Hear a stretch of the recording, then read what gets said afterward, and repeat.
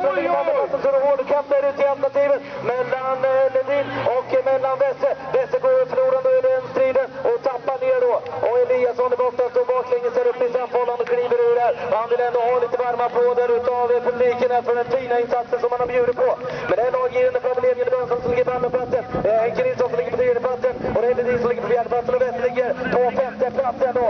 Ja, här kommer de och det är alltså, som du säger, laggivaren. Ska den bilen vinna tågen nu? Pappa vann ju igår, men det är frågan om. Men då Sjöström har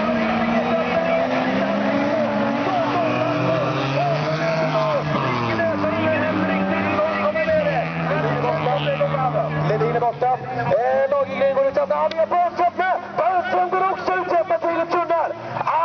Så där kör vanliga. Henke Nilsson efter ledningen. Laggivaren kommer upp på andra platsen. Bönström åker i räcken, kommer upp på tredje platsen. Wester ligger på fjärde platsen. Och så kommer de ner emot hål. Laggivaren kommer upp på insidan. Roger kommer upp på insidan här, Gunnar. Kan han klara det där? Han attackerar bakpå. Henke kommer upp och försöker med Laggivaren till ledningen igen. Och då har han varit ute i alternativet, Gunnar. Henke ligger och jagar på. Han kommer upp igen och attackerar där. Han kommer upp igen. Och Bönström är borta. Bönström är borta och stannar tillbaka. Han har stannat borta i områden. Ja nu, då är det så att han ut efter sin seger här nu. Roger Lagergren.